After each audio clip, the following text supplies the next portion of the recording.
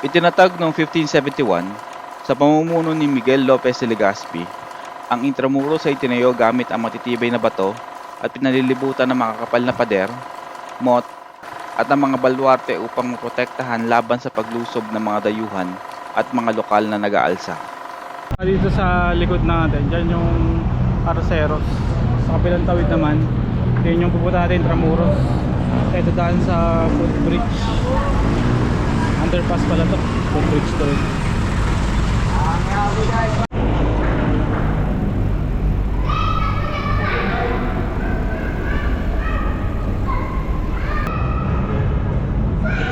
So ito na yung famous na arko ng Intramuros.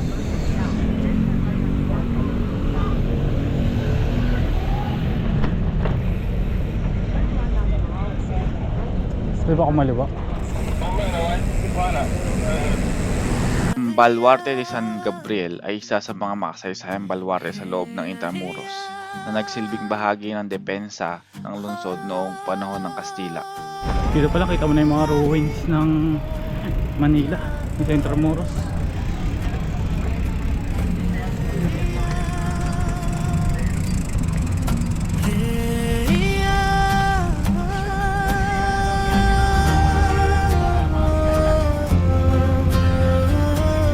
Hawak din dito. Magang alis, hamogang kayakap, sayapak. May ruins pa raw dito dun sa may dulo na ito. Kaso nga lang hanggang 5:30 lang.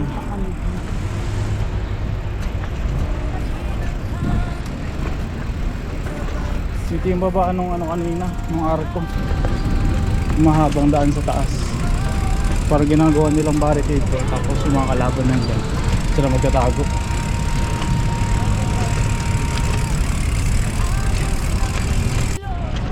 Nakakatuwa lang yung mga structure na dinadaan natin ngayon, makaluma. Tapos ang gilid niya may Starbucks, mayroong McDonald's in the gilid.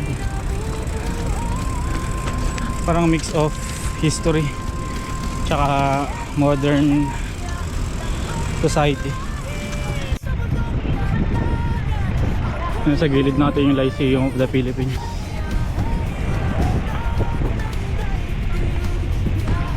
Ang weird na ito, may mga tanda dito 1981, ay mga bricks na yan. Pero pag binaliktad na, pwede siya maging 1861. Ang weird, ano ba talaga? 1861 or 1981? Ayun na tayo sa dulo nung ruin. So ito yun. May mga canyon dito. Ito mukhang inaayos na lang nila to. Ginawa na ng paraan para tumayo yung mga canyon. Parang ganyan yung canyon na nakita natin sa Romblon. Kung napanood nyo na yung video natin dun sa ruins ng Romblon. Hindi naman dito. Buti na lang. May daan dito. Ikot natin yung bike.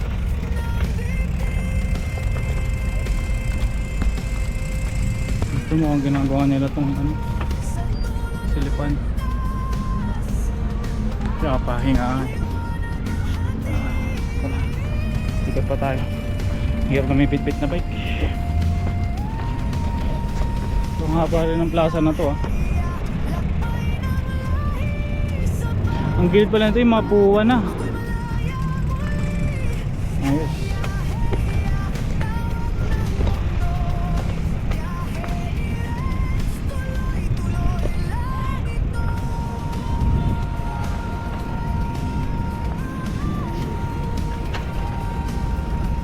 Laki ng plaza na to.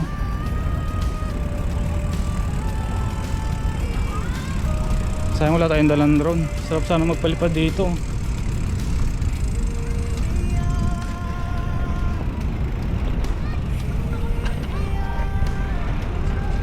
Ang sarap tumambay dito. Tapos andun yung sunset sa kabila.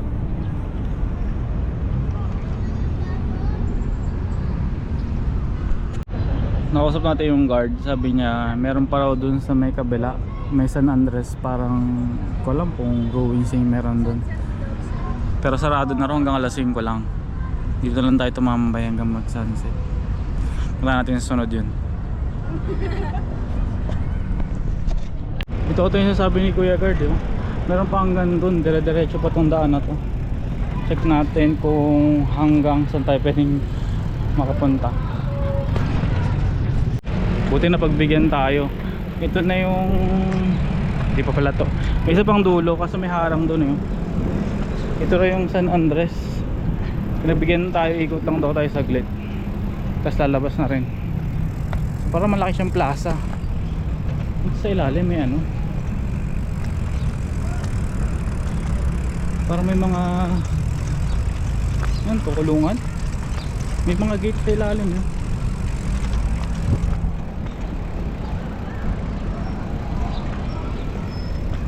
Yun ang may gate. Saan to? Mga malalalim na kupay. Ano kaya ang pinaglagyan na yun dati? Kaya alam mo sa Fort Santiago yung mga ganito klaseng ukay, pinag ano yan dati ng mga nahuling mga Pilipino.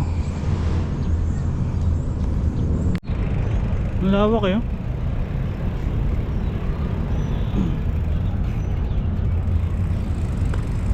Tapos yung kabila nito may golf course eh.